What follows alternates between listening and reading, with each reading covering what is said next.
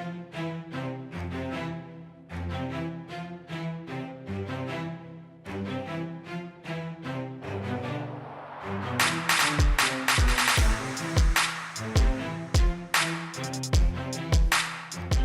to the Social Chameleon Show, where it's our goal to help you learn, grow, and transform into the person you want to become.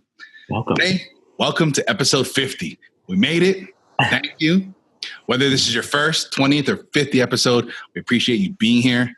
Our mission continues to be, providing valuable information and insights to help you continue your journey to learn, grow, and transform. We look forward to another 50 episodes and having you folks along for the ride as we continue to get better and to continue to explore topics to help not only us, but you guys on your journey to a better, more fulfilling life.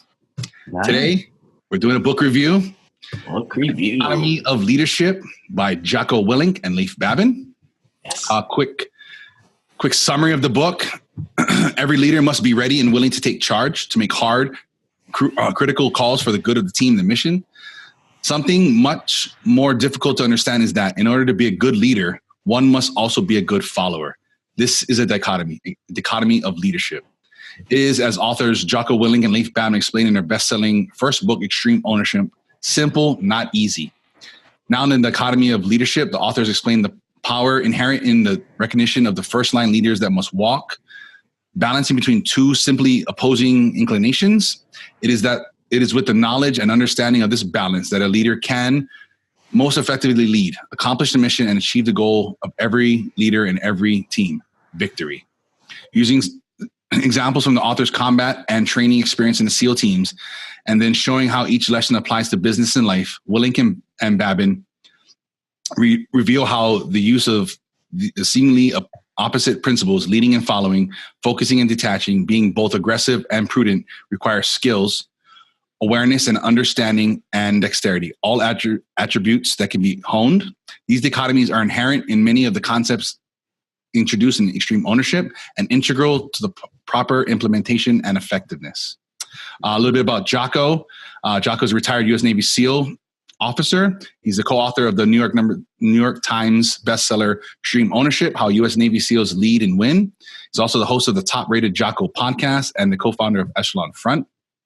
Leif Babin also is a former U.S. Navy SEAL officer, the other co-author of Extreme Ownership, and the co-founder of Echelon Front, serving currently as the president and COO. Nice. So this is the follow-on book to Extreme Ownership. And then in the book, it does say, they do state in the beginning, you don't need to read the first one. And Ransom, you never read the first one. Do you concur with that? Or Yeah, I do, actually. I kind of concur with that this book could be a standalone. I didn't read a single page off the first one, and I kind of just picked up from where they go on. I guess this book kind of, states the weaknesses of the first book. Right. So I'm not sure. Like, for me, now that I've read this book, I kind of don't want to read the first book. Maybe I don't know if that's kind of your take on it. Maybe they talked a little bit more in detail about their strategies, or maybe they talked a little bit more in detail. Maybe some of the examples they gave were better. I don't know. What did you get that? I read both, and the way I view it is, this is just an extrapolation on maybe some oversimplifications or some extremes that they found between the two, being on one side or the other of each of their core principles. Right. But were there any things in the book, the first book, that were not in this book? Not that I recall. Okay. I think because the core message is the same in both books. So the stories are different. There's different stories in each book. But I feel this book focuses more on the balancing of things versus the first book probably focuses more on, I'm the leader, I need to own everything, and I need to take charge of that. I don't know. That's what I get from this, reading this book alone. Yeah. I definitely, the first book introduces the concept of extreme ownership. Each of the combat laws that they base everything on. It goes into, I think, a lot more detail in each of the different things versus this book. Yeah. Versus this book, I don't think misses much detail. It just extrapolates on these things. It gives you yet a war story. They give you the principle of that story, and then a business example that they have showing the out of balanceness of the principle, and then what they did to bring the principle back into balance. They don't do that in the first book, I guess. Not that I recall. It has been a bit since I read the first one. Okay. They just it's similar outline, a war story, and then a business example, but it's more based on extreme ownership. Right, it's more based on extreme ownership, and then at the time, I think from my perspective, the balance was implied. Like it was implied that you don't be on the the end of the dumbbell per se. You know what I'm saying? You got to stay in the center. Versus throughout the years that since the book was published and the continuousness of working with businesses, they found that people were on the ends of the dumbbell per se. Yeah. And like, wait a minute, you need to be in the middle of the dumbbell, not on the ends. Yeah. Okay. Yeah. But again, that's what I was saying. Like reading this book standalone, it kind of makes me don't want to read the first one. So I don't know if you like hardcore Navy SEAL stuff, then maybe you should read the first book first, because you probably enjoy the first book and then read this one and enjoy it just as well. Yeah. My experience is I read this book, so I know the flaws of the first book, and I guess being a holder that I am, why would I go and read all the flaws of the first book? I don't know. Yeah. I think from my perspective, I would recommend reading both books. I don't care which order you do it in. I don't think that matters per se. But what I look at it is, it's just another opportunity to learn these rules and laws, another opportunity to reread in a sense these different things to help you towards mastery of these different things, a greater understanding. That's the way I look at it. So I say read both. That way you have two opportunities at maybe, let's say, 4 stories per lesson instead of maybe just 2 stories per lesson. More examples, maybe more relatable examples in one book versus the other, things that you are into or not. I don't know. I'm biased maybe about it. I don't know. That's the way I think about it. Nice. Okay, well. So I'd like to highlight, I guess, the 4 core competencies, I guess you want to say, the pillars that they use is called the laws of combat. So this is where they kind of draw everything from. Cover and move, simple, or maybe another term, KISS, keep it simple. Prioritize and execute, and then decentralized command. That's where they base everything from. So if you can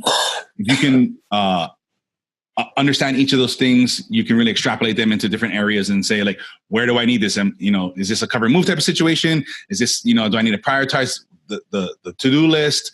Am I taking on too much? Do I need to decentralize things and empower others? That's where they come from. And the book is broken up into 3 different sections. So balancing people, balancing the mission, and then balancing yourself. So and then in each one, like in balancing people, like they'll give examples. They'll give like a war story, then a business story, and then all of those stories. I think there's 12 chapters in all in the book. And then so the first 4 chapters will be about balancing people. Then the next 4, and then the next 4 after that will be about the mission, and then balancing yourself. And I don't know. I think this book actually goes together pretty well. So yeah, they do a really, the flow is the same in the first book. They do a really good job at the way they write, the way they think, the way they present things from step 1 to 12, whatever you want to call it. In each of these, they do a really good job of delineating all that and building upon each thing. Builds and builds and builds, and you don't get lost. There's not a lot of fluff.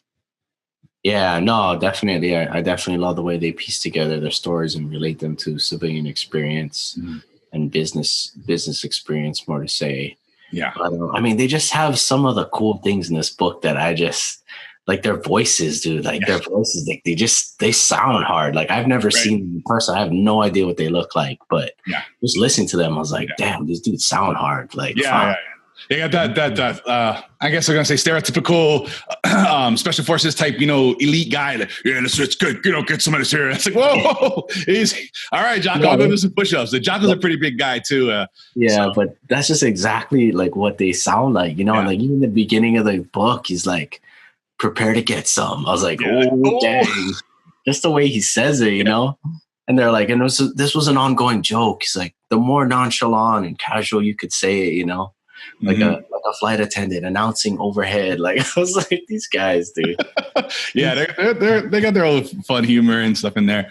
What are some other things that you really stood out about this book for you? I guess for me, I guess the whole, like, I like the confidentiality part about it. Yeah. Like, obviously, in this book, they reveal information about either missions they were on or training exercises that they had done. But like right at the get-go, you know, and I guess maybe that just adds to, you know, their hardness and all that. It's just like, you know, yeah, we passed the book through the Pentagon or through whatever circumstances to make sure that no classified information was given out and all that kind of stuff. And even the seriousness they take into like the names of the SEAL members, like, you know, we only release the names of like the fallen, you know, or SEALs that are out there in the public eye already. And like, you know, I fully respect that. I guess my brother and my, you know, my family members are in the military. So I guess I just kind of take that to heart and know that, yeah, they're sharing information, but they are trying their best to protect the people who are out there now and doing that stuff. So I kind of really appreciate that and like that about the book too. Yeah, that was nice. The level of consideration it went to, because like we were saying earlier when we were chatting offline, you know, they could have easily, you know, flexed and said, look at these people I work with, look at all these things I did, and you know, pretty brought whatever clout or something to themselves, and they're like, no, it's not about that. It's not about the pulling these big names or pulling these big brands that we. Yeah, you're right. And even the business people, they didn't release any of the business information or who they, you know, they kept all of that very confidential. And, you know, that's really awesome. I don't know, anything you liked about the book, I guess, or reading the audiobook, which is my preferred way of reading it.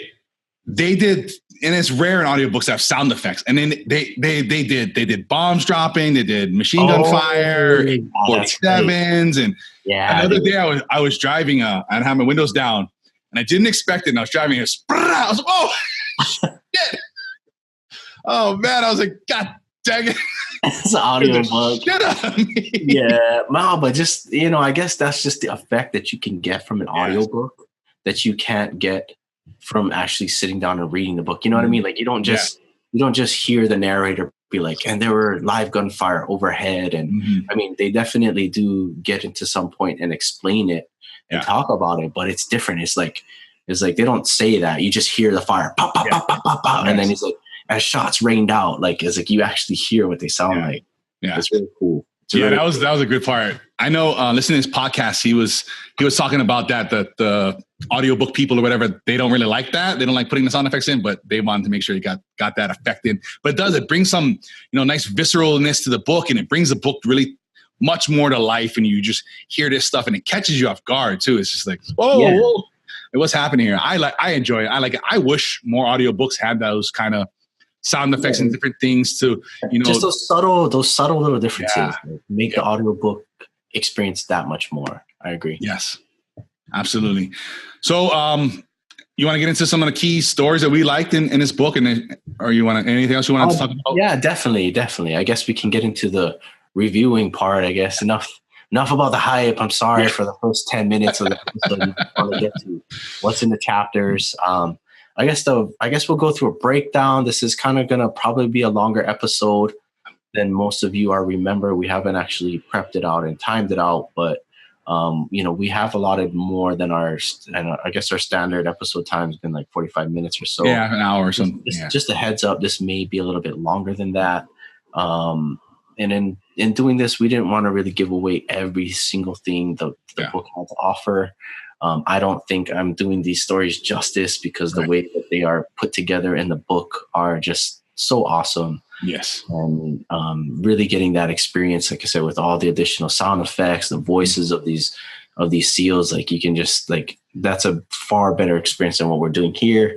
Yeah. Sorry, I can't live up to that. But you know, we did pick a few stories here and there, or I guess more than a handful that we want to get to. I think that will actually bring to light the good qualities of this book. And then from there, you can go and catch up and read up on many more of the other stories that are in there. So, yeah. Yeah, so prepare to get some. I like that. Roger that. So I guess the first story is the business version in chapter 1 about the mining operation.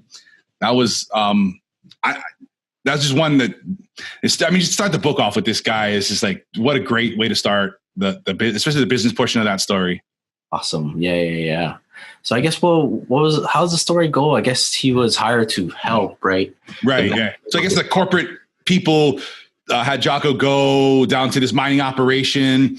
And as soon as he gets there, he's like, the boss in charge, like, here's some other jackass doesn't know shit about mine. He's going to come tell me how to do my job. Oh, yeah, definitely. So that's the vibe that comes in, right? Here's somebody's, I guess he was losing money and they had to shut down a mine for whatever reason. And then all these people came over and he just really kind of, it's just so awesome with all the experience that especially Jocko's had, being a commander. I guess he was enlisted in SEAL and then he went to become an officer and stuff. So he's got a really broad way of relating to people and getting down and dirty. And he just broke it down for this guy. Like, listen, man, like, who else is there better to care for these people than you? Like, if you're going to continuously fuck up, you're going to continuously run this mines into the ground. Like, the corporate guys are going to bring in somebody else and replace you. And they're just going to let guys go and they're going to fire a bunch of people. It's like, so are you really taking care of these guys? Or are you being selfish about it and not looking out for the whole good of everybody? And I could tell, I guess, from the way that the story was unfolding, like Jocko was like having a conversation with this guy. And, this guy was just definitely like giving Jocko the cold shoulder. He's like, oh, these people work hard. Jocko's like, yeah, I can tell from just watching them by a few minutes, like that they work hard. And he's like, you only watch them for a few minutes. You don't know who they are. And Jocko's like, whoa. He's like, take him back. Look, man. Like, he's this, could definitely tell that this manager had a great passion, a great love, not only for the mining industry, but for the people that worked in it for so long. Yeah. And I think it finally took Jocko, like, Jocko actually had to like stop being the nice guy. He's like, he says, no, I really do understand. And then like, he's like, I may not be dealing with the people in the mining industry, but I understand about putting people's lives on the line to accomplish a mission. And like that, when he started going down that rabbit hole, he's like, look, I've been a SEAL leader. I put my men, my brothers, my family on the line. I risked their lives to accomplish the mission. Like, I know what that's about. Then the guy finally was like, he finally understood me. He finally was listening to me for the first time. Mm-hmm. Like when you could get that relation in there, that was, I don't know, to me, that was kind of like heartfelt. I was like, ooh, I was like, I know it's like to have people's lives on the line, maybe not jobs, but actual lives. Yeah. It's like, ooh. And I think that's a good thing about Jocko, that from my perspective of him, he's able to relate these things. Like, I don't know what it's like to be a farmer, but I know what it's like to be in a farm with Navy SEALs and guys shooting all around you. So I think we can come and find some common ground here, and he's able to kind of diffuse things and become more relatable and not just this corporate consultant that comes down and doesn't know what the F he's talking about to, show you how to run your job site or whatever it is. Yeah. And it just kind of like, and then just breaking that common ground. Jocko was also able to be like, look, he says, look, you guys closed one mine. How many jobs did you save from that first mine? The guy's like, 147. And we kind of split them up. And then he's like, well, how many other people do you have in all the other mines? And he's like, 600. Right. He's like, so let me get this straight. He's like, you're risking the jobs of 600 people to save the lives of 147 people. Right. And like, that's kind of when it struck a nerve with that guy. Yeah. He's like, ooh. Dang. Yeah. And he's like, and if you keep on this path, we're going to bring somebody in that doesn't care about those 600 jobs. Yeah. I like how he did that too. Yeah. Yeah. Because it's nice because you kind of pull the guys' heartstrings. Like, listen, if you care about these guys, truly care about these guys, like, you've got to think about them as a whole, not, as one individual. You can't sacrifice the whole ship, just for one guy. And it's really nice how he related to it. And then the manager got it. And he's like, well, let's trim down. He wound up not even trimming down that many people. I think he ended up letting 80 people go. Right. So there you go. So most of those guys kept their job that came over that really could have easily all been terminated. Yeah. And then, he let 80 people go. The mining operation went back into the black. Mm-hmm. And, the manager didn't like what he had to do. Right. And he obviously cared about every single person there, which is so hard to do. And you know what I mean? But Jocko put it, great. And then this quote, he's like, you have to, care about the people, but still be able to accomplish the mission. Mm-hmm. And sometimes there are unavoidable consequences for the troops that are on that mission. And failing to balance those two opposing goals would result in your failure to do either of them. I was like, ooh. Yeah. I was like, that's kind of harsh there. That's tough. I've been in companies where it was like that. And it's like, you're dragging down the whole ship to make a few hard decisions. It's like, you're sacrificing all of us, this whole company, everything that's here. So you don't lay off 10 guys or cut costs or something that here and there, and it's stressful as the employee. Like, you're just every day, like, is my paycheck going to be cashable? Like, are we going to have work tomorrow? Like, if we keep going down this road, like, and especially, I think it talks about a lot in the first book, when you're not transparent, you're not telling your employees or the people that you're leading what's happening, what's going on. There's this fear and this rumor mill starts. And I've been around that, especially during the recession, was it 2008 or whatever. And it's like, this is this rumor mill, because the people at the top, they don't know what's going on. They're panicked and they're not talking down and telling anybody. And you just have this fear, like, do I come to work tomorrow? Like, is anything going to happen? Or, do I waste my time driving in? Like, or what? So breaking that down and getting that. It takes a special, sorry for those of you, I've just been a little sick this past few days, but anyway, we're going to accomplish the mission and get through it. Right. So, but and it just takes a special kind of person to understand that dichotomy, right? Of like jeopardizing the mission versus, knowing when to let go. Like, it's tough. Especially when you get like that sunk cost fallacy where, like, all this time and money and effort's been put into it. It's like, we got to keep going because we've already done all this stuff. And it's like, versus that money, that time is gone already. Like, we can't continue doing this as we go forward. It's just going to be more of the same, knowing when to cut your losses and all that stuff. That's super hard. Yeah. And so one of your favorite stories, I know that for sure.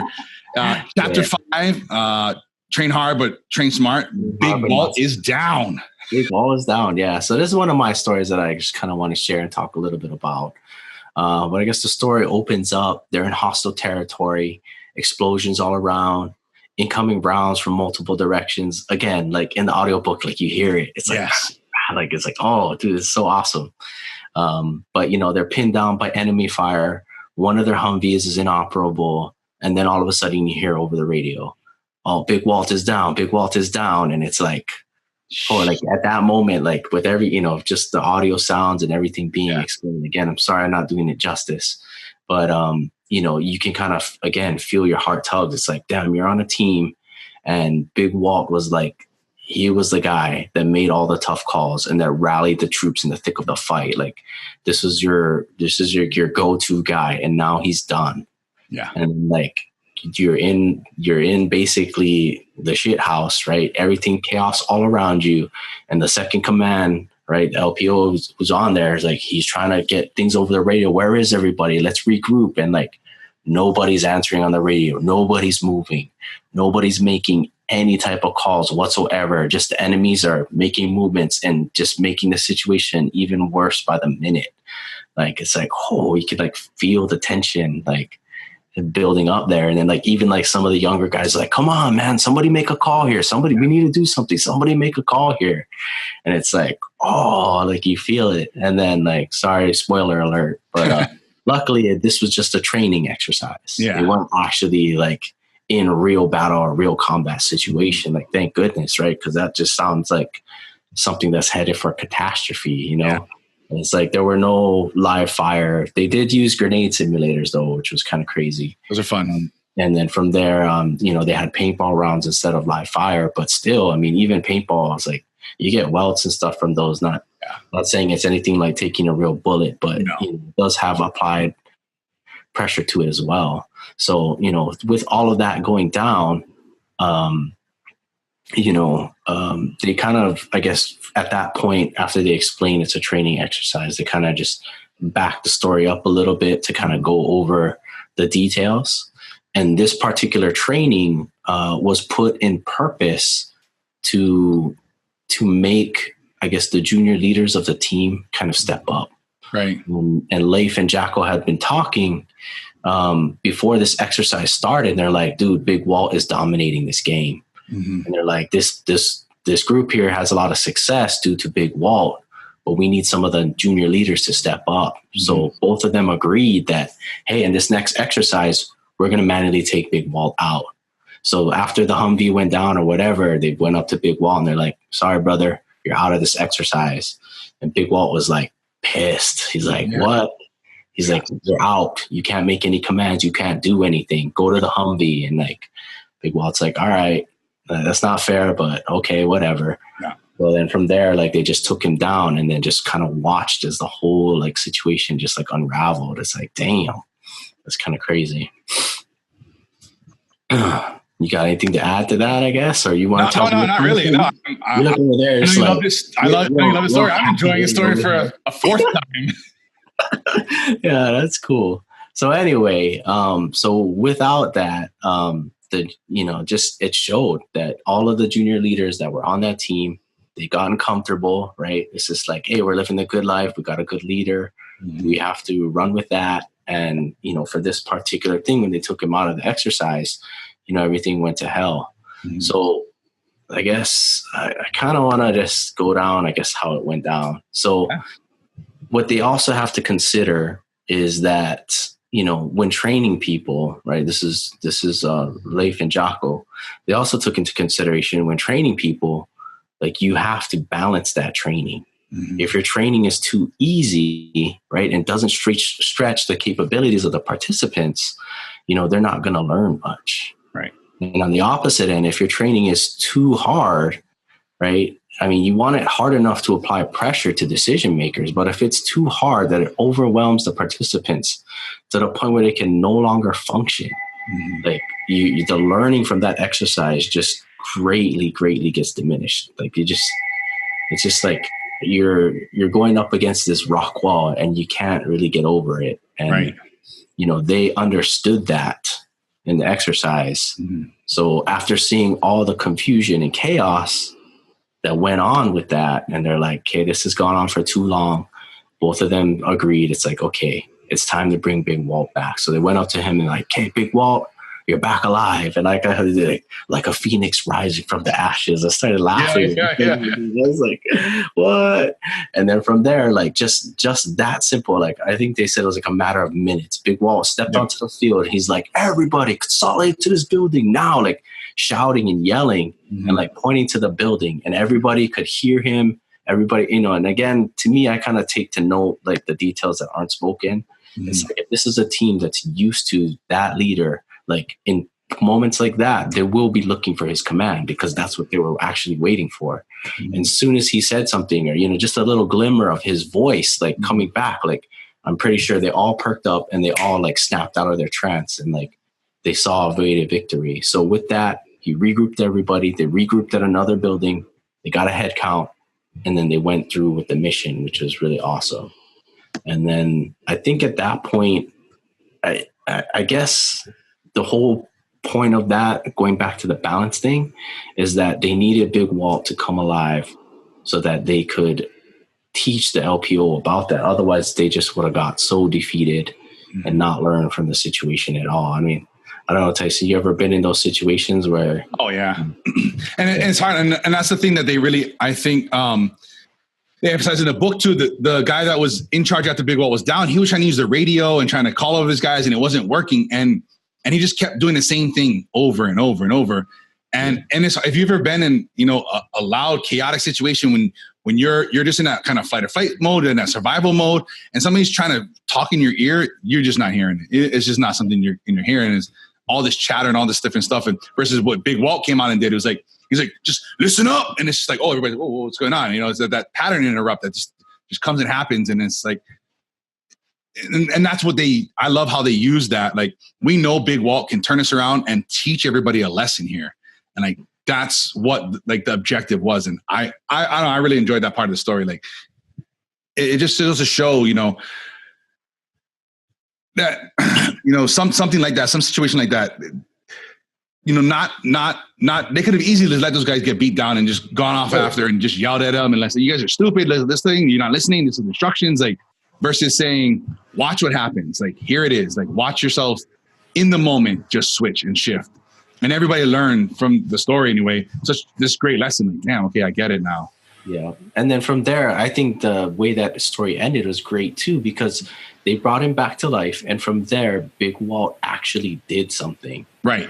Versus them like ending the exercise in failure. Right. And then be like, oh, you know what could have happened? Right. Oh, you're just saying that could have happened. No, like no way it could have happened. Yeah. And it's like, it actually did happen. Right. It's like, and that's where the lesson is. And that's the thing I liked about that training scenario. It's like, damn, the lesson was practical in the moment, not after the facts in the classroom on a PowerPoint slide.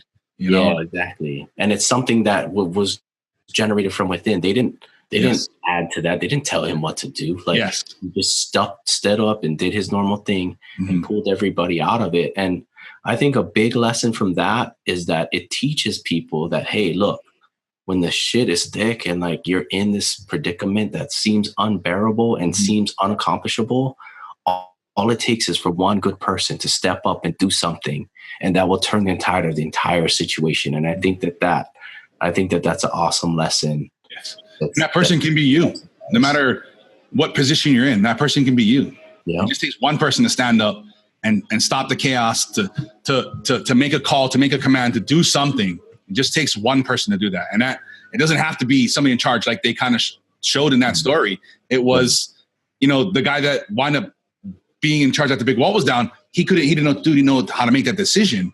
Yeah. So and I think the lesson learned by the others was, it doesn't have to be Big Walt. It doesn't have to be the guy in charge. It could be me. I could have made that call. I could have made that decision. Yeah, exactly. And there may have been some junior guys on there that were thinking the exact same thing, but they didn't do anything. Right. Right. Yeah. Am I allowed to make this call? Like, this isn't I'm not my rank or whatever, my position in the squad. Yeah. And it's just like, you never know. Yes. And then in that one too, they talked about, this wasn't the training exercise with Big Walt, but they also talked about when Leif and Jocko were out on an FTX, and it's like, they talked about this one scenario where it was like a Black Hawk Down scenario. And this is kind of where they learned that, hey, defeat is usually the best trainer, but not always, when you just get so defeated.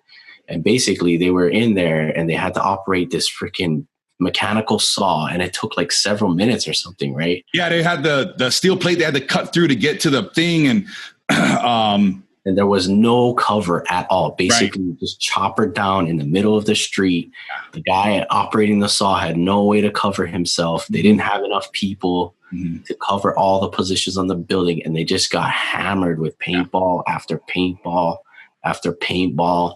And instead of those instructors like calling it quits and just like coming out with a positive solution, they just let it go on. Like, and as a opponent, they learned nothing. That's what they're saying. Like we're so defeated.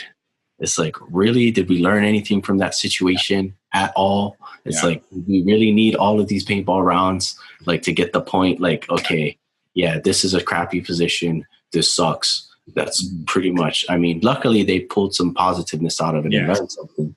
But in most people in that situation, it's just, it wouldn't be a great call. And from that experience, that's where they figured out, hey, you know what?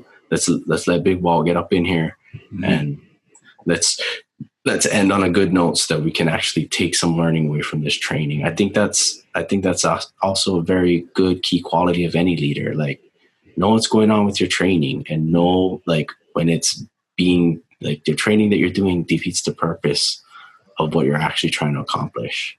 Good lesson. Yeah. That's the thing in that Black Hawk Down story. I think the only reason there was a lesson learned was because, from my perspective of the story, was Leif had enough self-awareness, to say, like, something needs to be learned from this. There's an opportunity to learn here. And what he said was, I learned that I need to know when to stop and retreat and then regroup, instead of staying there and just getting, in real combat situation, we would all have been dead in a matter of seconds. It's like, I learned that I need to know when to abort the mission, to fall back. And it's okay to do that. He's like, but the instructors didn't give us that opportunity. We could have easily walked away from that saying, this is stupid. These guys are dumb. That's not true. That's not real. And nothing would have been learned. But because I think Leif had that self-awareness or whatever it was that he had in that point to say, listen, these guys did a shitty job training, but what can we walk away from this learning? Like, even though they didn't teach us this lesson, we've got to find a lesson here to learn. And that's where I think the key in that was. And then they learned also, when it's our turn to train, we know that this does nothing. Exactly. Yeah. Anything else about that story, that chapter? Or? Nah, dude. I think that's the the combat part of that. I mean, you guys will have to read to hear the business side of that story. But anyway, Just like leading it on. There's good stuff there. I guess we can talk about chapter 6, I guess the business section of it, because you seem to like that. I did like that. That was one of my favorite. Chapter 6, aggressive, not reckless. This was good. The business story. Jocko came into this company. They were growing. The CEO had brought them in to do some training and stuff. And then she was like, yeah, Jocko, default aggressive. He's like, yeah, that's what I'm talking about. And went to this thing. And then he left the meeting. He's like, I love this. She's awesome. She's just aggressive. I love it. And then he's like, wait a minute. Am I too close to this? Like, did I fall in love with her attitude and this thing? Got opinion bias. Yeah, right. Exactly. Confirmation bias. Exactly. And it's like, and then he had that wherewithal to say, wait a second, let me step back a little bit. Am I missing something? Or am I just in love with this attitude and this person? And then he's like, wait a second, I think something's off here. Like, I think she's getting a little too aggressive. Yeah. She's going too hard. And then he kind of dug into this thing. He's like, she used all her savings to buy the business from the previous owner.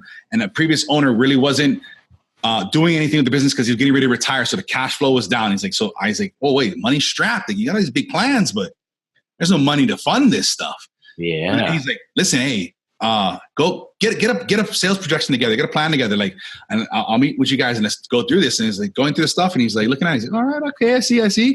And he's like, wait a second. Did I say those are stretch goals? And then she's like, well, I mean, yeah, they are, but we can accomplish them because when we get to this point, we're going to have this team, we're going to have this stuff. He's like, whoa. But you can't afford this. Yeah. Now. He's like, and you think, he's like, well, yeah, but we get a sales team together. He's like, whoa. You're basing these on like people you've never met, you've never hired, that you've never trained are going to come in and hit these goals off the top. You can't afford for that not to happen. And she's like, yeah, but default aggressive. He's like, I know. Hold up. I like that, but not yet. Hold on. Like, let's focus your aggressiveness. And then he walked through the thing when he talked to her about it. And he's like, listen, like, you got to be default aggressive. I get that. I love it. But it's like you're focusing that aggressiveness in the wrong place. He's like, you're putting your company and these people's lives in jeopardy because you can't, if you go move into this new building that's going to be half empty from the get-go, you're not going to be able to afford that. Your overhead's going to go up. You can barely afford what you have going on now. And you've changed your focus. And she was like, dang, you're right. Like, let's put a plan together to stay aggressive, but not live in some fantasy land, not live in hopes and dreams and wishes. And not being reckless. Yeah, not be reckless. And then after she was like, and she went, she's like, I heard you saying, Jocko. She went back. She's like, I like with this. She's like, I'm just applying my aggressiveness now to being lean and mean and making this thing operate as efficiently as possible. So she still was able to take that aggressiveness, but focus it in the correct way. I was like, I just love the way that all played together. Yeah, it's like, I think that was the first time he mentioned like contingency plans. He's like, if this doesn't go according to plan, like, you're not going to make this. Like, I was like, ooh. And I think I like, there's a couple of these I really like because they're my weaknesses. Like, these are the things I don't do. I don't like contingency plans. I don't make contingency plans. I'm like, everything will be fine. And it's not going to be fine. Listen, I know it's not going to be fine. But when we get there, I'm good at improvisation. I'm good at being on the fly. I'm good at those things. And I don't do those things. It's nice to have other people around me that are like, listen, we need to have things. What if this doesn't go to plan? Like, what are you going to do? And it's nice to have those, but still, I think that's why I like these, because I relate to them. Yeah, if there's one person that's reckless on this video, I have to say, not going to mention any names. Default reckless. But that's the things I like to learn. It's like, because I'm feeling her too. I'm like, I'm feeling this. Yeah, let's do this. Like, let's go expand, get that new building, get the stuff going. Like, it's like, but not thinking like, we can't afford this shit. Like, you're going to burn this shit to the ground. Like, stop. Let's let reality set in for just. But what about the real world? What about the real world? Where real people live. I like Fantasyland, dang it. But But that's just I'm that optimistic. Like, we'll figure shit out. We'll make things happen. Like, that's just me. But it's nice. But I know this. Like, it's taken me a long time. But I figured out, like, that's my default. Default reckless. That's me. Like, I need to find somebody that's default Tyson. Simmer down for a second and let's think about this. Like, and I know the people around me that I can say, listen, hey, this is what I'm doing. This is what's happening. This is my thoughts. Like, where's the holes? Yeah, that's good though. I mean, it's just kind of like it reiterates, one of your, I guess, inherent dichotomies that you need to balance, right? Right. It just kind of, again, brings that front of mind and helps you realize, hey, this is a story that sits well with me. This is one that I need to take away from and one that I need to focus on and just kind of be a little bit more like this. Yeah. Or, maybe not so much strengthen your weakness, but find somebody else that can help you with that weakness and all that kind of stuff. And that's the kind of stuff I love about this book is like, no matter what stories you're reading, is just, whether it's the training story or the war story or the business story, like you can definitely find lots of examples in this book on all the dichotomies they talk about and how they can balance it. Like it's really awesome. Really awesome. Yeah. Any other points in that story you wanted to emphasize? No. I know that's your story. I just let you. I just love that story. It's one of my favorites. So I was just like, I'll let you go. Just like you let me go a bit while. It's one of my favorites too. Yeah. And then, so with that, I guess we can go to the next chapter. So up until this point, we kind of just been doing one or the other. But for chapter 9, I think Tyson and I both agree that we kind of wanted to go over both the stories in this one. Yeah, the war story and the business version. And the business story. And this will kind of give you a little bit more insight on the book on, how it actually flows together, so on and so forth. So I guess for the war story, you want to talk about the first part of the war story with the freaking lasers, because you like that part. But yeah, and that's the thing when we were chatting offline about this, I think the laser is not important. I'm like, no, the laser is important. So what happened was they're on this mission, they're going on the thing, and it was a point man or whatever it was. His laser sight was the batteries are dead. That point man was Chris Kyle, by the way. Yeah, motherfucking hero. Shout out to him. But anyway, and so Leif was like, fucking dummy, like, come on, like, you gotta know it. We're going on a mission, like, we're at night, we're on the water, like, you need that laser, like, you should have changed your batteries, you gotta know. But he didn't berate him about it. He's just like, all right, listen, okay, we gotta make an adjustment to this. And then they're going and they're going through the town, and then it's like all of a sudden Chris stops, and Leif's like, I already know, like, I don't even need to know nothing. He's like, I know he can't shoot because he don't got his laser. So he's like, but I know what's happening already because we've done all this training. We've been so close together. He stopped. There's somebody there and he can't shoot at him. Yeah. And so Leif comes in and they take it over, and like that to me, the way he handled that situation, he didn't get down on this guy. He let him go. He knew they know, like, okay, we don't have the laser, but we know how to train. We know how to go through these things. We have contingencies. And Chris, and then later on, Chris goes and he picks out a good vantage point that winds up being the key to the whole mission success. And I think because Leif didn't berate him and beat him down, he was able to still be confident and say, I have an idea and I can present this. Versus my view is if Leif beat him down about this fucking laser battery thing, he would have been in the situation later on saying, well, I fucked up earlier. I'm not gonna be able to speak up. There's no trust here. And that would have been just, who knows what the mission would have been, a possible disaster. I think it takes two on that part too. Because, at the same time, Chris Kyle was saying, hey, look, my laser's out. Mm-hmm. And then he was just thinking about himself. But at the same time, Leif is thinking about the whole mission. He's like, dude, we're in the middle of nowhere right now. Like, we need to get to a secure place now, like, without your laser. And like Chris Kyle was reluctant to go on with the mission. But you know what I mean? He understood at that point he needed to be a follower and just say, all right, Leif's in charge. I don't like this situation, but I'm going to go ahead with it. And at the same time, Leif took that initiative. He's like, hey, look, one of my guys is without a laser sight right now. He's basically without a gun. So I need to pay attention to him and look for his body cues. Like, I thought that was kind of a really good thing. And he picked up on his body cues right away. He went right behind Chris Kyle and backed him up instantly, which is amazing. And, from there, later on in the mission, like Tyson was saying, they got to a point where they needed to pick an outpost. And seeing as how Chris Kyle had more experience on the ground, Chris Kyle was like, I like that building over there. And Leif was like, oh, I had a different building picked out. I'm not sure what's going on. But because Chris Kyle had more experience, and I also think is, like you said, that laser story, he's like, damn it, I let Chris go for so long without this laser. Like, it's like, maybe he's like, and I didn't listen to him back then. I should have let him change his batteries earlier. Right. It's like, maybe I should listen to him now. Like, I don't know. I always wonder about that kind of stuff. You got to wonder.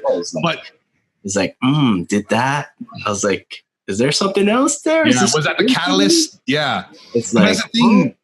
Leif was able to recognize that and say, instead of saying, well, now I've got to micromanage these little fucking children because you can't keep batteries fresh. I can't trust you to do this now. I've got to take over this. He was like, no, listen, you're the guy with the most experience. You're the point man here. Like you see something, let's check it out. Like, all right. And give him a chance I think to me, to redeem himself a little bit too. Yeah, possibly. Like I said, that's the kind of stuff in the book like that's not written. Yeah.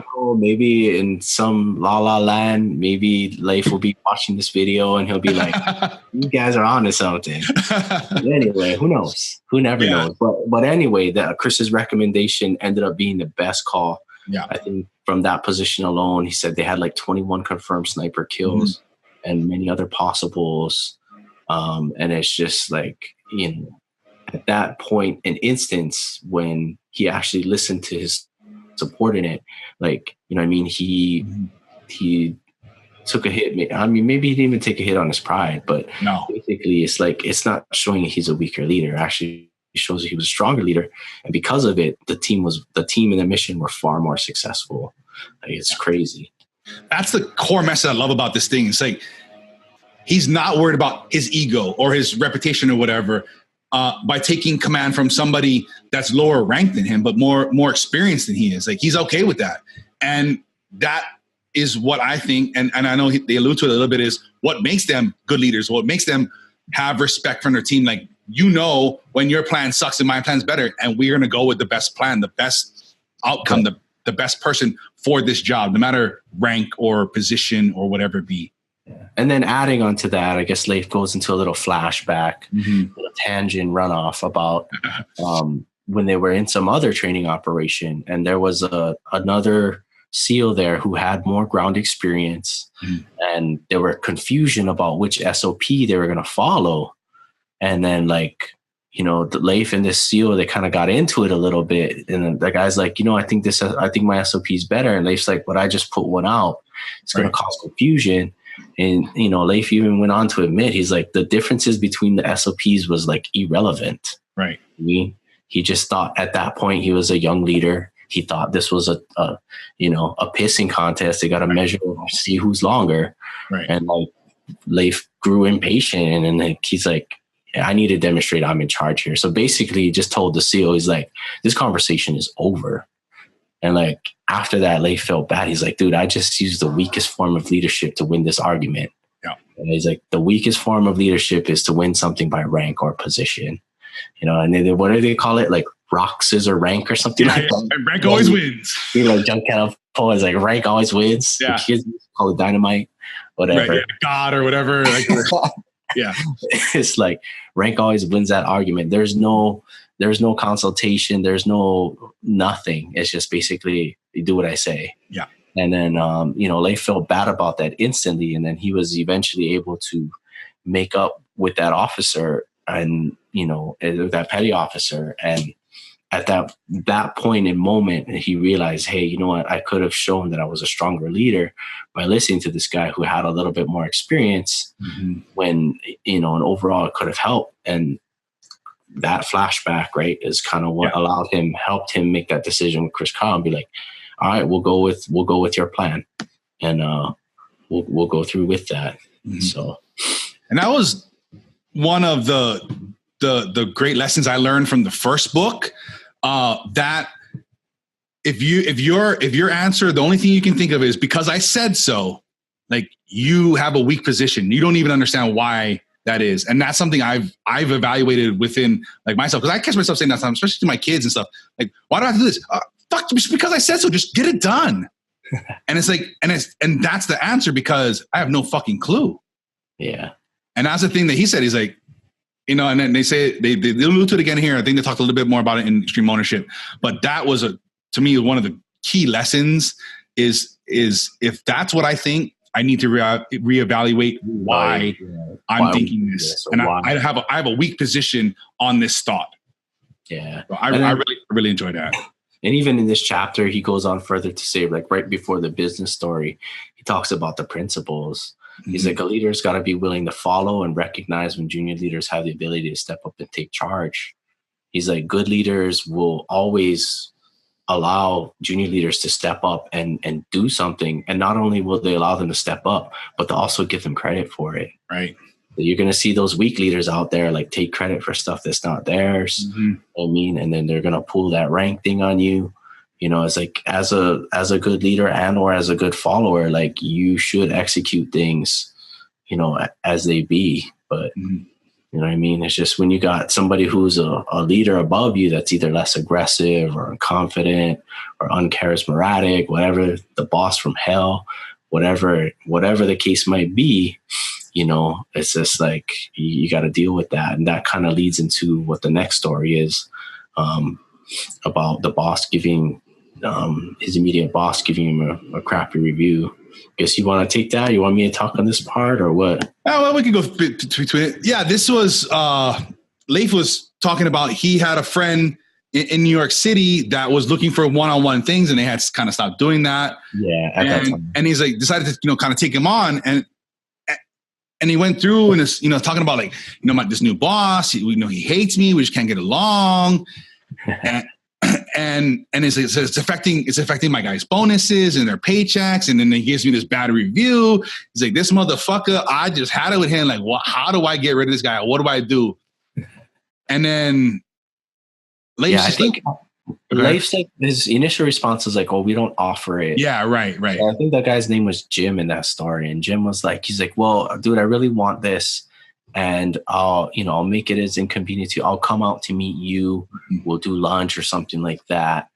And I think it also had something to do with like Leif had affinity with this guy too. He's like, dude, I feel this guy. He's a competent leader. He's smart. He's aggressive. He's driven to like accomplish things. So Leif kind of made a little exception on the spot to meet with him about it. So I think that was kind of some of the background stuff behind it. Yeah, I like how they, went through and Leif, kind of worked with him and talked to him about it. It's like, listen, like, if you're gonna be this guy that's the buffer between your boss and your team, like you've got to, maybe this guy is wrong. Maybe he's scared of you. He's intimidated by you. He's like a lot of times when your boss, is looking to kind of undercut you, it's because he's scared of you taking his job or something along those lines. He's like, you got to recognize this. Like, listen, man, like if you keep going at this, it's just going to get worse. Like, if you keep coming at your boss, you keep giving him shit, you go above to his boss, you try to throw him under the bus, like it's just going to get worse. And the people that are going to suffer are the people that you're in charge of. And it's just like, and that's the kind of part too, where Leif had experience too. Cause he even mentioned it. He's like, believe it or not, he's like, there's bad leaders in the military too. He's like, everybody understands this fallacy that the leader has all these great military leaders. He's like, that's not even true. He says there's just as many bad leaders in the military as there are in the civilian world. Right. And he's like, you got to recognize and understand that, yeah, sure, you're going to fight over this one little dispute about your review that you have. And that's going to cause you so many more problems down the line. And Leif was just telling him from experience. He's like, look, I am exactly like you. I've had this problem before, and this is what I've done. And it's just made things worse for me. And that's what's going to happen to you. I was like, dang. Yeah. He's just like laying it on thick, dude. And I like how they kind of concluded with like, listen, like go back to your boss, like earn his respect. Like, even though you don't agree, like fix these things, like go and look at these things. Like, listen, hey, these are the things that you laid out. Got it. We'll make that happen. Like build a relationship and like make him trust you, make him, make him know how valuable you are and all this stuff. And then from there, you can protect the people below you. You can shield them from the shit rolling too far down the hill. You know, you can do all these things, get them this bonus by building this relationship with the guy. You don't have to like him. You don't necessarily have to trust him, but you got to work with him. And you got to let him know that he can work with you.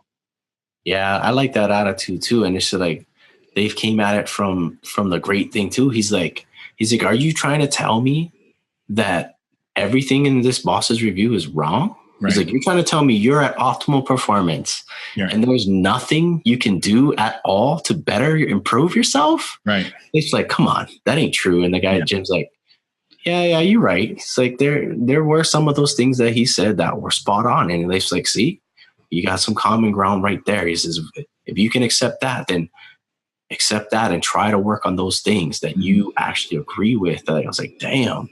Yeah. Like, he's like, you know, and he kind of flipped the script too, right? He's like, you know, if you go and do this, he's like, just think about it. It's like, you're going to get a small victory, but strategically it's a loss if you try to flip the script on this. I was like, ooh.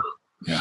And you know what I just had a thought too that I didn't think about earlier was, sometimes, and I wonder, I don't know if this is the case, but you ever have like that person that like, they're just the hardest on you. Like, you're just like, why are you picking on me? And it's like, later on you find out like, I'm picking on you because I see it in you. I know you can do this. I know you can be the guy. Yeah. I've had that many times, dude. Yeah. And it's like, oh, many times. Fuck, like, damn. Yeah. I was mad at you this whole time, but you were just looking out for me. Like, dang. Yeah. But I mean, he even goes further to say like, you know, this is like either a personality conflict or, you know, a clash in ideas or two people with different mindsets, whatever the case might be, right? In this case, Jim is the default aggressive guy or whatever. And then his new boss is maybe not as confident, or maybe, you know, he's got his own thing going on too. And it's just, you have this personality clash. Yeah. But, you know, Leif went down and broke it to him too. And that's the other way he's like, you're failing. Jim's like, what? Yeah. Yeah, you're failing to be a follower right now. And Jim's like, damn. He's like taken back, but being that kind of aggressive person, like you don't really take failing really well. Mm-hmm. So you want to kind of make up for it. Right. I was like, because I can relate to that story like 100 times over, because I don't like to fail either. So when someone tells me I'm failing, I'm like, no, I'm not failing, boss. I'm gonna do this now. I'm gonna do it the right way. I'm not failing. So I'm gonna prove how I'm not failing. I am. Let me show you how. Let me show you. Yeah, like that, because that sits with me. Like that sits miles with me. When somebody tells me I'm failing, I'm like, whoa. Mm-hmm. I'm not failing here. I'm gonna show you. Yeah. You're just not seeing my wins. Hold on a second. Let me show you.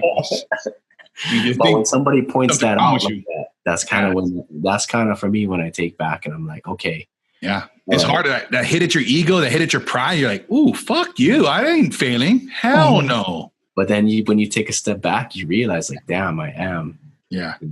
And so, just because, hey, listen, 7 out of 10 of these things are good. Hey, I'm bad at 70%. Like, I ain't failing. Like, yeah, but those other 3, but that's key. That's crucial. Like, yeah, you got to work on those. Yeah. And to have that self-awareness and that ability to detach a little and say, you know what, I can get better there. I am fucking up a little bit. Like, and if I clean this up, and especially in this situation, this affects my downstream team, which is their bonuses, which is their incentives or whatever it is. And it's like money for food to feed their families. Yeah. It's like, my main concern is taking food out of these guys' mouths, but and it's not coming from him necessarily. It's also coming from me. Like, shit. Yeah. And to realize that. And that's just kind of it. It's like, you know, I like when he puts it out there. It's like, you got to strive to have the same relationship with every boss that you work for, whether that boss is the greatest boss in the world or whether the worst boss in the world. Mm-hmm. It's like, you know, you just basically got to make sure that they trust you, right? You're the go-to guy that he or she goes to when they need help. You know what I mean? And that they can provide, you know, and just make sure that you give them, you let them know what you need to accomplish the job. And like, and it's so simple, but like at the same time, that's the hardest thing to do. Yeah. It's like work for this guy that you hate. Like you clash with this person so much that it like ruins your soul. Yet as a leader, if you want what's good for your team underneath you, you know, the best chance for your team succeeding is for you to have a good relationship with your boss. I was like, yeah, I kind of take that to heart too, man. I don't know. Yeah, no. And another thing, it's not something necessarily from this book, but from from what I learned about this type of situation, it's like, you know, when somebody's pissing you off or frustrating you or whatever it is, that's you. That's your interpretation of that. It's your choice to be overwhelmed. It's your choice to be frustrated. It's your choice to whatever they're doing to you, because they ain't doing shit to you. It's you are taking it that way. You have the choice to say, this doesn't frustrate me. This doesn't irritate me, you know, but that's hard. And to take that in and to learn that, there, you know, nobody can control you in that way. Like, you have to say, I'm not going to feel like this. I'm not going to allow this person to frustrate me or whatever. It's hard, but if you can recognize that and say, I'm the one that's doing this, I'm the one in control of the interpretation or whatever it is, that's when you can also unlock this kind of self-awareness or whatever you want to call it to broaden your horizon into this kind of thing. Yeah. And then chapter 10. Mm-hmm. What was this? This is the war story. This one is basically just plan, but don't overplan. And yeah, this was a war story. Yeah. I guess this kind of goes into two parts. This is fun. Now that I'm looking at it, but yeah, I just kind of like the first part because it just shows like, damn, this guy like planned for everything. So basically, I guess they were in like one of the worst places right there. It's called Firecracker Circle. Like that's just what it's called. They're like one of the most dangerous places that you could possibly imagine. And that road or that place was known for IEDs popping off. And so soldiers that usually got stuck or pinned down out there just kind of had to wait it out for a while before getting picked up. So knowing all of this, was it Jocko that was doing this? No, Leif. Oh, Leif was doing this one. Yeah. And then from here, he's like, yeah, I kind of went through everything, and you know, they had the standard loadout. So he had the standard loadout plus like all this extra stuff. And like, I'm just gonna read it off because like I don't know if any of you know how much this stuff weighs, but like it weighs a ton. Like it weighs a crap ton. Yes. So anyway, standard loadout I think was 7 rifle magazines, 3 pistol magazines, 1 radio, 1 antenna, 1 extra battery for your radio, like 2 frag grenades, a battle map, a flashlight, night vision goggles with a spare mount. Like, I'm not even done reading the standard loadout, and I'm like, damn. Those things are heavy. That's pretty damn heavy already. Then from there, he's like, you got a spare battery for every device, your Kevlar helmet, your Kevlar armor with the plates in them. Plates are heavy. Not to mention that they were in during the day is 110 degrees Fahrenheit. And at night, even at night, it was 90 degrees Fahrenheit. Like, I was like, legit, like that's your standard loadout. On top of that, this was the extra gear that he brought on every mission. He brought an extra grenade launcher attachment that goes right underneath your rifle with 1 in the chamber and 6 extra grenades for that attachment. I was like, ooh, and 100-round box of ammo. 100 rounds, not for his gun, no, but for the heavy machine gunners. Yeah. So this wasn't just your regular standard like rifle. This was like machine gunner ammo, flares. Like I was like, okay, like even that, like that's pretty bad. Probably a good 100 pounds or so. And then like from there, like for this particular mission, he added extra stuff because he thought they might get stranded for a while. Yeah. So he added 4 extra rifle magazines on top of what he had, 12 extra grenades on top of what he had, a tracer round magazine, smoke grenades, 3 frag grenades, an extra radio with 2 extra radio batteries on top of it. And then he brought an extra, I think he said he normally brings like 5 bottles of water. But for this mission, he brought 12 bottles of water, which he said in water weight alone was 40 pounds, and extra food. Like, dude, I was like, damn, like just that list alone is like, dude, who is this guy? Is this guy an Incredible Hulk? Because I can't carry that. Yeah. And that was a funny thing. That was just hilarious. Like, listening to him is like, and then I was like, wait a minute. If we get stuff for longer, I need more stuff. Like, and he's like, wait a minute, I need even more of this. But what about this? And like, what about that? And it's just funny listening to talk through it. Like, that's why, I love my back was hurting listening to him. I was like, dang, man, like, ooh. And you guys had to walk foot patrol? Like, oh. And then from there, he's like, goes on. He says, and I should have noticed it because I had a hard time zipping up my rucksack. Yeah. Like, he's like, he couldn't even close his backpack. Yeah. And then he's like, and then from there, just shouldering the weight. Like, he just stood up and put it on his shoulders. He didn't even start walking yet. Yeah. He's like, it felt a little heavy. I was like, yeah, that's a Navy SEAL. Him talking a little heavy. My ass, motherfucker. All right, I got this. Oh, it's like, yeah, I felt a little heavy. And then, like, he didn't know it at the time he was doing this, but he was walking with the Marines. So he said the Navy SEALs use cover and move. Mm-hmm. So they just kind of cover one position and go from one to the next. Mm-hmm. The Marines had a different tactic in which they go 2 guys cover and 2 guys sprint. They sprint like blocks, all out sprinting. So not only is he wearing all this extra crap, but now on top of that, he's got a sprint, which he's not even used to doing. I was like, oh, dang. I was like, oh, and I forget what he says, like the crushing weight of the rock down. It's like the heavy chest beating and the sweat drenching. I was like, damn, you could just feel it from the way he was talking. I was like, oh, he's like, my glasses were fogged up so much I had to take them off. Like, I was like, damn. Oh, it's a good thing you brought all that extra water. I'm pretty sure you're right. But I lost 10 pounds. Sweating. Yeah, I was saying he's just drenching sweat. He couldn't keep up. And then like he said, he even remembered like his SEAL training commander talking like, if what did he say? You're gonna be stupid. You better be strong. You better be strong. I started laughing even more. I was like, yeah, this is one of those instances. But like, you know, the moral of the story is like he planned for every contingency possible. And like, because his gear was so much, like all he could really focus on was putting one foot in front of the other. Mm-hmm. He had no like, no situational awareness. No situational awareness of what's going on around. He was unable to lead because like he was so overburdened with just the weight of his own stuff. Yeah. That he couldn't focus or be any good to the team at all. And like, I was like, damn. I was like, that's just like such an important, like, it's something so simple and like a kind of funny story, but yet at the same time, right? It's like, you know, you can't plan for everything, right? Yeah. And like a wise person once said, the word everything and nothing can sometimes actually not even sometimes, can usually be interchangeable. If you plan for everything, you're actually planning for nothing at all. Right.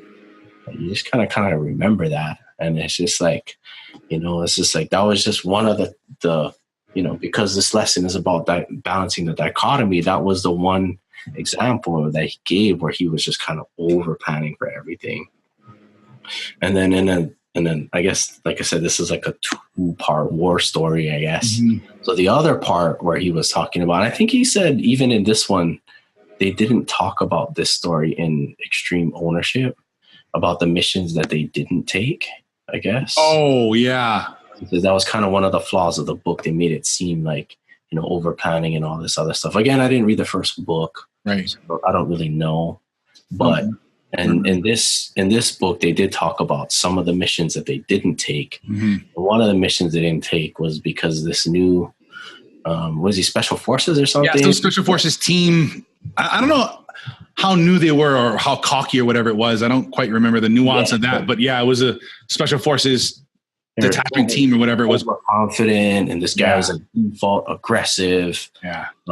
Had this bold plan, like we're gonna drive down the main road in broad daylight. Like I was like, and this road was known to have IEDs on it. Right. Like I was like, what? Like suicide lane or whatever. It's like craziness to drive down there. Yeah. And that's the thing. The guy was just like, and then Leif was like, what about alternate routes? What if something happens? He's like, we don't need that. I was like, what? He's like, you know, this road is just hell on earth, right? Yeah. But we're Special Forces. Like, I don't see the problem here.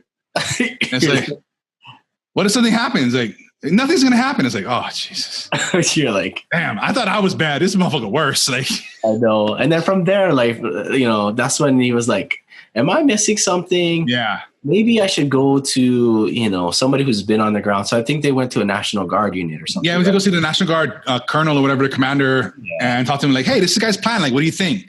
And he's like, that is literally suicide. Like, he's like, whoever's doing this, tell them this is dumb. You don't drive down that road. And then he goes back. He's like, that's what I thought. That's what I thought. And he goes back to the guy. He's like, listen, hey, the National Guard colonel said this. He's like, yeah, but those are National Guard guys. We're special forces. National Guard. I was like, he's like, but they got 15 months experience on the ground in the area that you're driving through. Yes. Like, no, they're National Guard. We're not going to have the same problems they have. Dude, like, that's just being all out cocky and arrogant and just. That's being stupid. Yeah. Sometimes I'm guilty of that. I'm gonna raise my hand. For real. I know that to me. But but at the same time, like, that's when those times when you should have made contingency plans for something that you know can possibly happen. And it's like not taking any regard or anything like that. You know, those are the one times in which, like, you know, it kind of pays to just kind of be humble. And not be so full of overconfidence and arrogance that, like, you feel you're invincible to anything. Cause that's kind of where you know, if you don't plan for contingencies, that stuff is going to hurt you. It's going to come back to bite you in the butt. Yeah. And it didn't have to be in this situation. It didn't have to be some extravagant plan of 45 different contingencies. If this happened and that and that and that, it just had to be a couple of little things just to take that. He said a second or a third. A second or third route. Yeah. They didn't have to get bogged down in details of 4 or 5 plans, just a couple quick things. Okay, this is the main road we're going on. If this road is taken, let's try option B. If option B is taken, try option C. If option C is taken, we're pulling out. Route. Simple as that. Yeah. Or option C could have been, okay, we're going to go down the third route. We're going to go on the second route. If second route is not there, then option C is to pull out, and we're going to regroup and try this again. It's the good thing about that whole situation and story was nobody got killed, even though as soon as we start driving down that road, ID goes off, first truck is blown up, and then everybody's stuck there. Yeah. And then the whole mission's over right from the start. And it's like, we told you not to do that.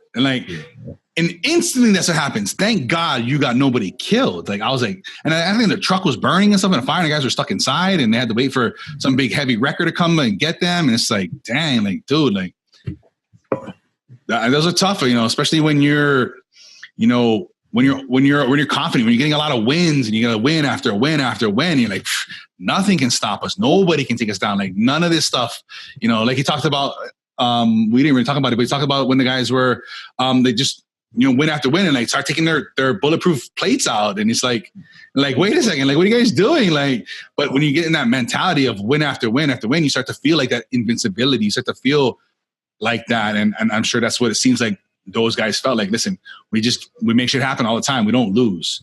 And it's like, I don't need to make plans to lose because we don't lose. And it's like, shit.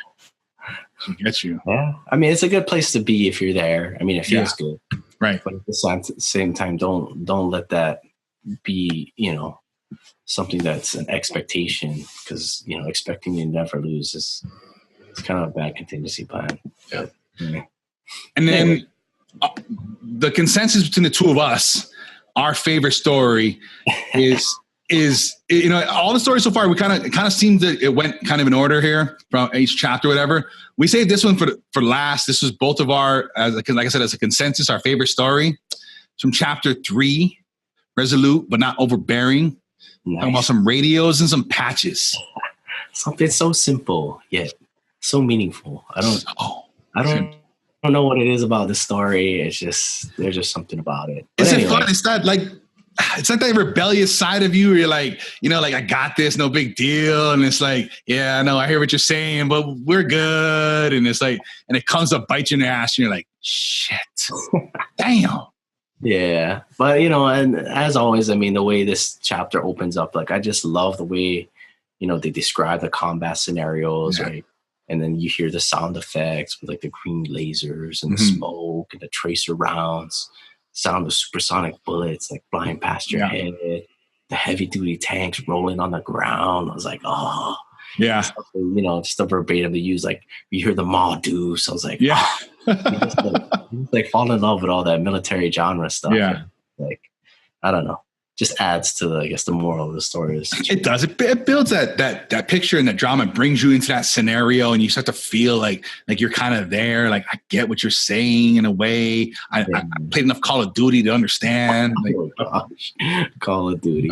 But anyway, the chapter opens up as like the SEALs are in this building and they're taking fire, and like they notice that it's, you know, what they call blue on blue. Like, it's their own tank firing onto the building in which they are in. And it's like, dude, like, it's lucky it was just his machine gun and not his freaking heavy cannon. Like, if it was full cannon, we probably would have been decimated. Right. At that point, it's like every second counts. It's like, we need to get a hold of that tank operator, like, right now. Yeah.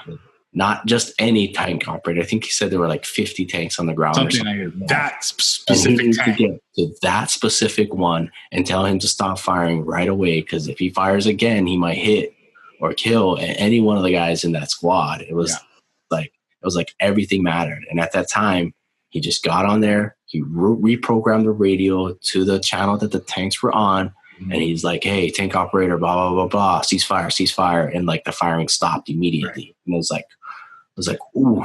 Like, everybody got their heads. Okay, good. Like, everybody okay. Like, thank goodness I knew how to do that.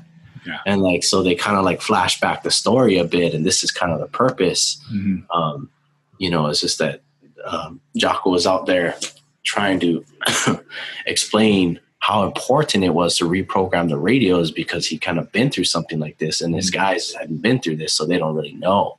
You know, in previous missions, it's always been the radio man's job for communications, but in the fact that when they're in Ramadi, the fact is that they would be broken down into such small units that not everybody would have a radio man or something like that. Yeah, with them, right? Yeah.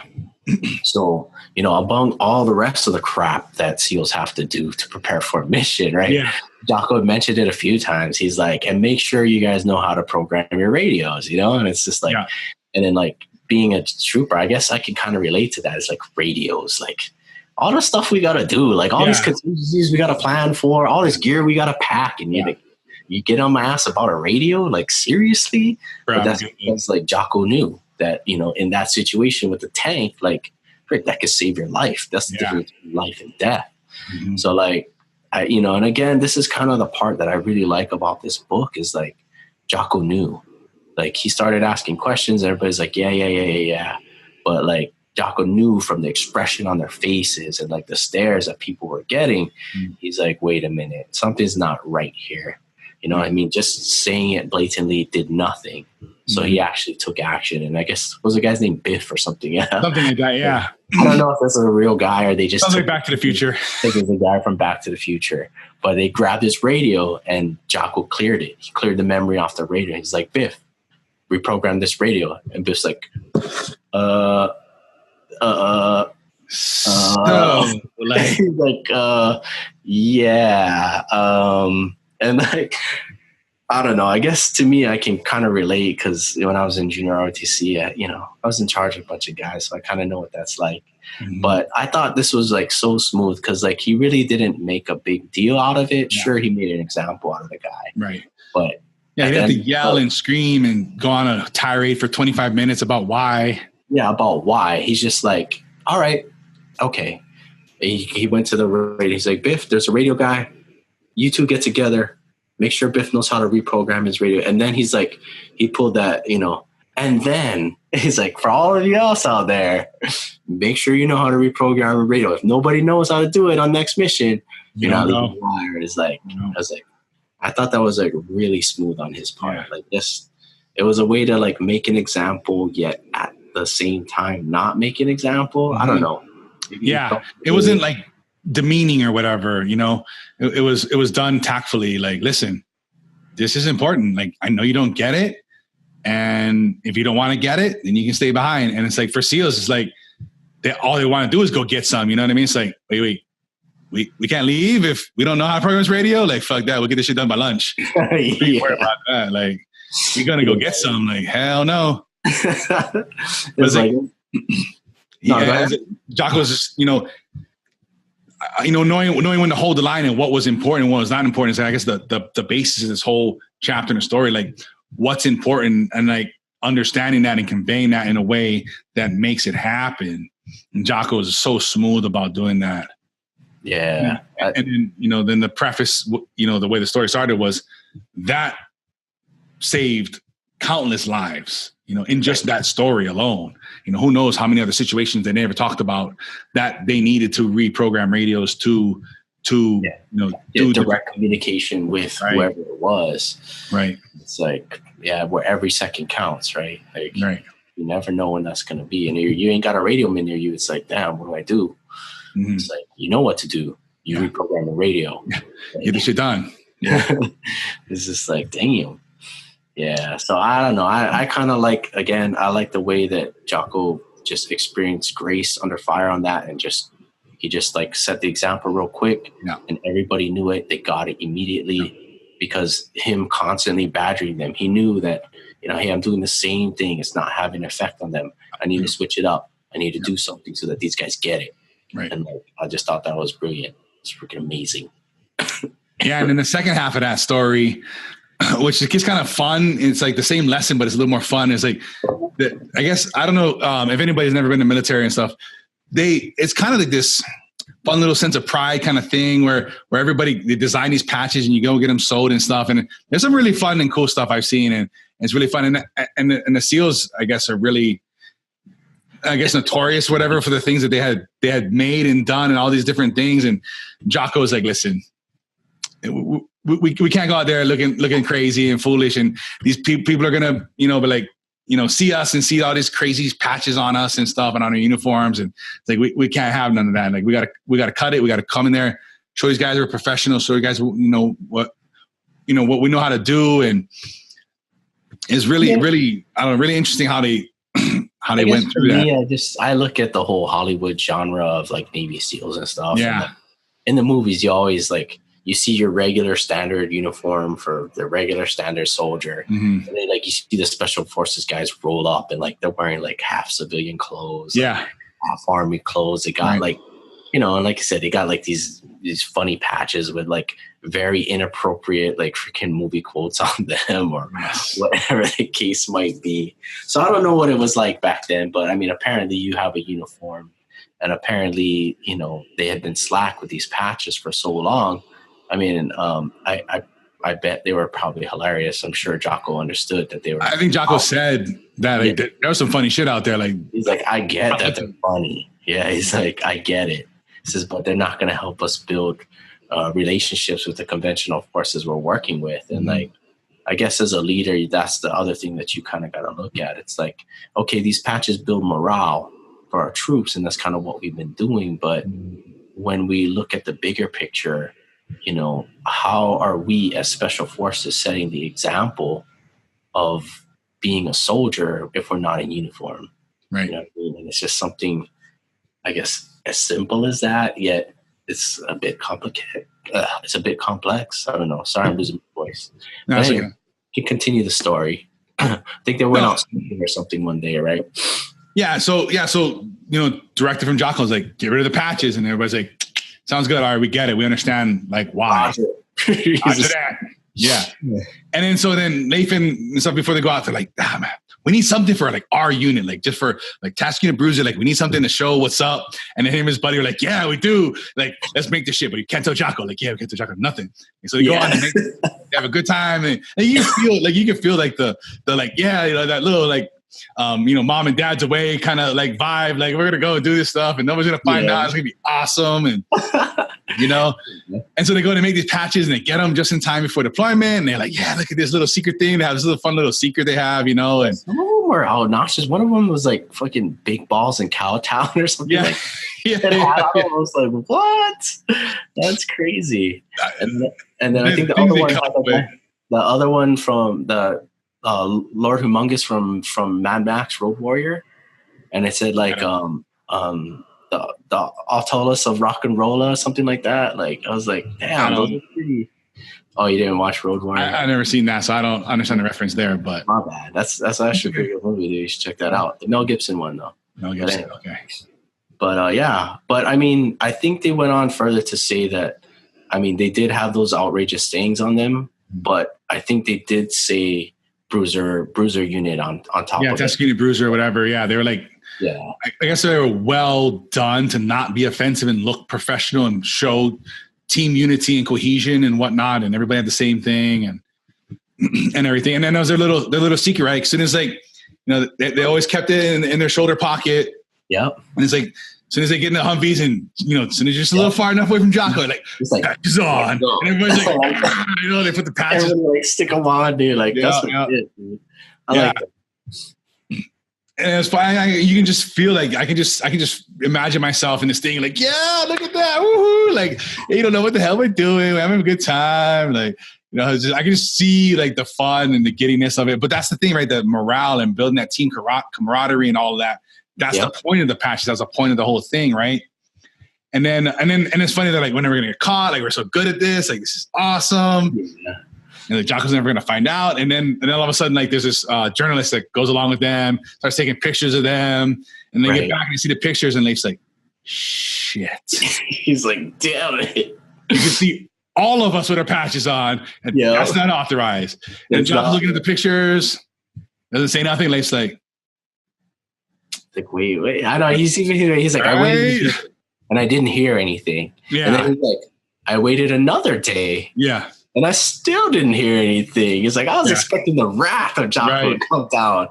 Damn. Yeah. But that's the thing. When you're remember as a kid, you're in trouble and you're like, your parents don't really say nothing. And they know, and you're just waiting. Yeah. Waiting. Damn, I'm in fucking trouble. They can't even figure out how much trouble I'm in. Yeah. So it's funny, but then nothing happened. It's like, all right, I see, whatever. And it's like, this is cool, I guess. Okay, and then it's like, all right, we're gonna still keep the same tradition though. Make sure that when we're around here, we're not doing it. Yeah. But it's like Jocko understood. I know why you guys did this. I know why you're doing it. You're good about not keeping them on around base, so we're not, we're not showing this, this disrespect or this different things, to the other service members and whatever. And on top of that, all the other ludicrous patches that they had went away. We're gone. Now they all had the same unofficial patch, thing, but yet official patch of their task unit bruiser. Mm-hmm. And it was just kind of an unsaid thing. He never really cleared the patches. Right. But he never really said that they weren't clear. Right. So there's that gray area. Yeah, exactly. But then it became this token or symbol of task unit bruiser. Dang, dude, they gave me one of those patches. Dang, I did something really good. It became that, that reward or that thing. Damn, look what I got from these guys. I think they said a few key commanders and personnel who were key elements and missions. They actually handed those patches out and gave them to those commanders. I was like, damn, that's actually. So now something that was, said to be outrageous and I guess, not part of standard SOP. Unprofessional. It now kind of became something that's hey, this is task unit bruiser's patch. And now that they're giving it out, it's oh, dang, this actually means something now instead of something that's just, thrown out there just so that they can be rebels. Just bestow this high honor upon somebody. Damn, some SEAL gave me their team unit bruiser patch. And I'm sure people felt this is some official thing, this is from them. Only this squad wears these patches. Wow. Yep, for sure. And again, it brought them closer together as a unit. That whole exercise itself. And that's what Jocko understood. This is something there's no reason to push back. This is a good thing. The underlying point was been taken. They got rid of the nonsense. And then something like the radio is listen, this is something I do got to hold the line. I do got to set the standard and keep the standard because this is something important. You're missing the value here. You're missing the importance of it and knowing save your life. Right. Knowing it different versus wearing patches is not going to necessarily save your life. Right. But it will help you get along better with other soldiers and other units. Yeah. So that's the core story is just, this whole book, everything in here is not being on the end of the barbell or the dumbbell, staying in the center, knowing when to not be here, when to hold the line, when to lead, when to follow, all these different things. It's just a really fun and great story. I'm not sure if this was mentioned in the first book, but I particularly like this story in particular because they bring out this term called leadership capital. Oh, right? I don't remember that being in the first book, but it's possible. Yeah. But for me, when I saw that here, I was like, damn, they actually create a word for it.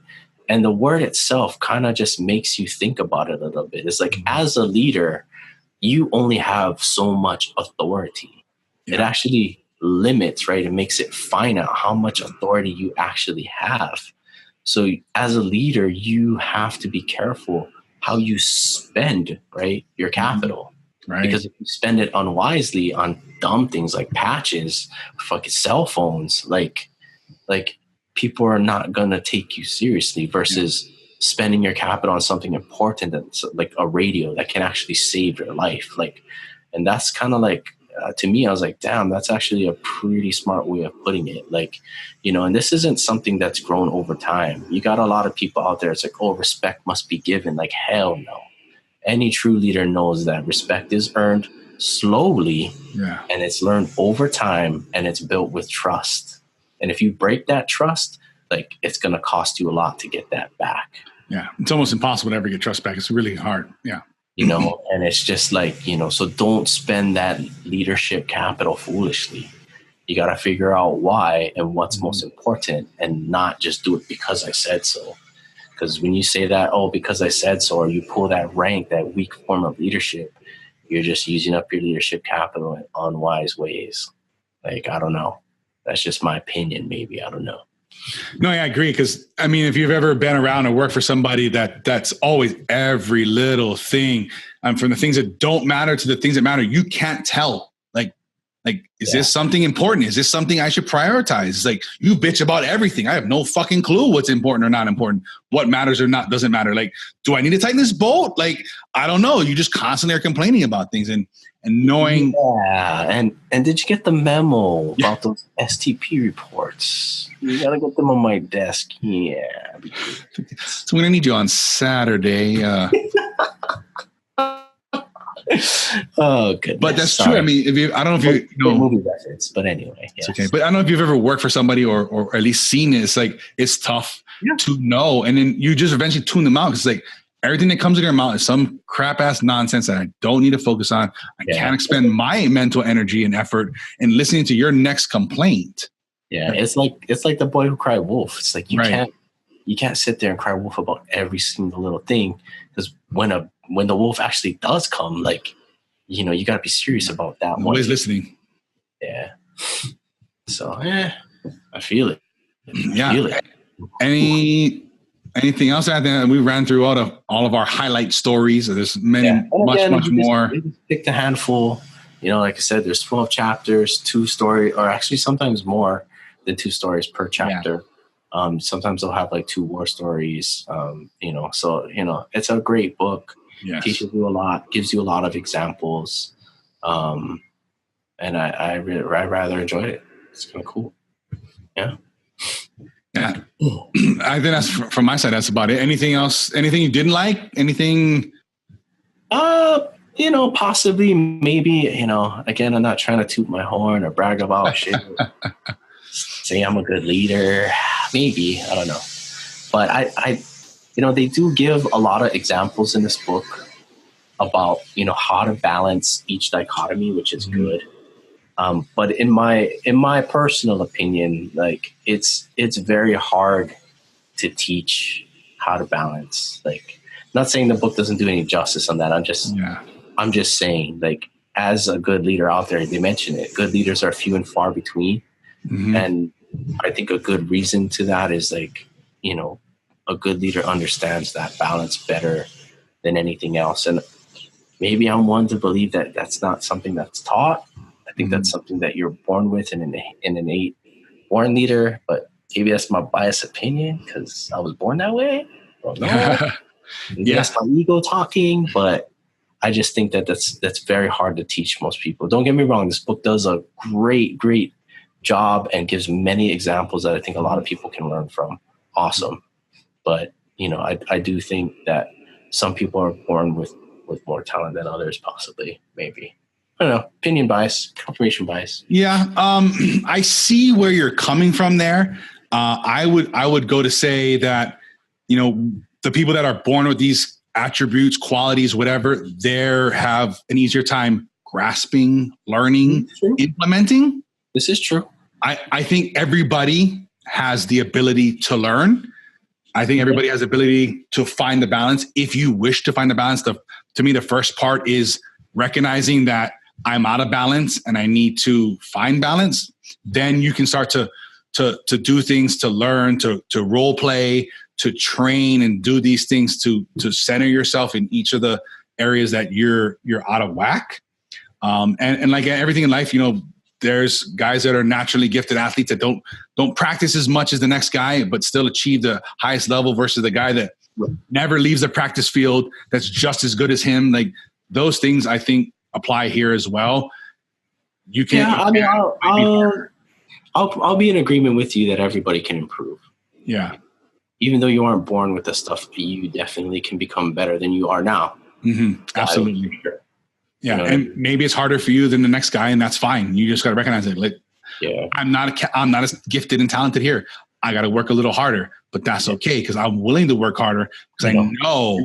And I definitely think that people can be the best that they can be. I mean, you can't compare yourself to Michael Jordan in basketball. Like you got to compare yourself to you. I can only be Kobe Bryant. That's. God. But you can definitely be better than you were yesterday. Yes. We talk about that all the time. Yeah. You can definitely improve yourself by 1%. Yes. Yes. And sometimes that's all it takes. And this book is a good way to get you there for sure.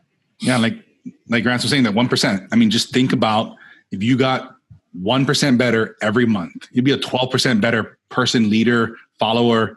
You're going to stand out so far from the crowd. Like it's going to blow your mind. For sure. And then something we discovered, I have the book. I got this from Amazon on pre-order. What we discovered listening to audiobook and then going through the physical book was there was more to the audiobook.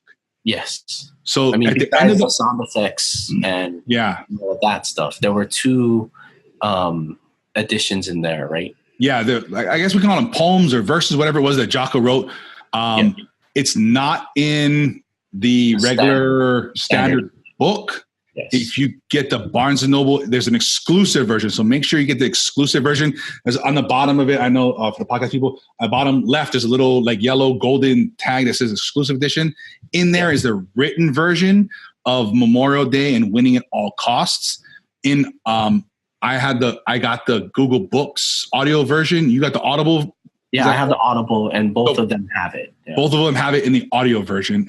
I don't know about any other services, but those 2 we can confirm. Yeah. And then if you want those excerpts, get the Barnes & Noble exclusive edition. If not, the regular book is the same, or you can jump in the audio version and listen to the end of that. And I think those are really awesome, both of those. Yeah, they're amazing poems. The one poem... We got a link, right? We got a link. Yeah, the Memorial Day, there's a YouTube link. I will put that in the show notes. Winning at All Costs, I could not find any version that wasn't in the audiobook or the exclusive edition. Okay. So you'll have to do one of those 2 if you'd like to learn about what that is. If between now and then I find that, I will put it in the show notes. Yeah. But those are the 2 little nuggets that we kind of found. We kind of stumbled into them in a way. So happens that I got the audiobook. We both got the audiobook. Yeah. And we noticed the difference. So right. Yeah. It was kind of a lucky accident. I think it's good information for people to know. I kept going to the back of the book. Like there's something missing. Where are the endings? Yeah. So we figured that out. And giveaway, if you're listening to this and it's still March, this should air with a few days left of March. You can get into the healthy eating giveaway that's being put on by Dr. Fitness USA. If not, head over to the socialcommunity.show/pickme. Find out the giveaway we're giving out for whatever month it is and timing you're watching this. We're trying to put together a lot of great resources and things that help you guys get along with different areas of your life that we can come across, help you learn, grow, be a better person, be a better leader, whatever it is. We've done this book giveaway before, something that can come up again or different things along those lines. If you're interested in this book and or Extreme Ownership, there'll be links to those books and little summaries of each book on the show notes. Also, we'll link to Jocko has Echelon Front. It's a leadership company. Has Echelon Front offers unmatched solutions in leadership, strategy, innovation, safety, and risk management, team building, and crisis development, and crisis management developed and proven in combat. We'll link to that if you're interested in that for your organization or whatever it is. Also, they've taken that Echelon Front concept that they normally do live trainings in. They have now a video version. It's called EF Online. I will link to that as well. It is those trainings that they've been doing for all these years. They've now condensed them into a video format. So individuals or organizations can take this on a larger scale. If you don't listen to Jocko podcast, I think it's pretty awesome. He does a lot of war books, a lot of stuff on leadership and things. He talks to and interviews veterans. It's really fun. You can check it out, jockopodcast.com. Like I said, I'll link to Memorial Day. And then also, when I was looking around for things about this book, I came across this episode on History Channel. It's from chapter 9. It's about some of chapter 9. It's called Charlie Platoon and the Story of Mark Lee. I'll link to that if you're interested in watching it. It's a really good episode, and it kind of talks about that laser story and we were talking about earlier. That is part of that episode in that thing there. Anything else you wanted to highlight about the book, Ransom, or anything? I think we're good, man. Perfect. And then this week's challenge: identify your imbalance. Which dichotomy do you struggle with? We challenge you to take a hard look at yourself and find a way to balance the scale. Leading and following, focusing and detaching, disciplined, not tyrannical. Find a balance between the extremes. With balance, you will be able to find and achieve victory. Yeah.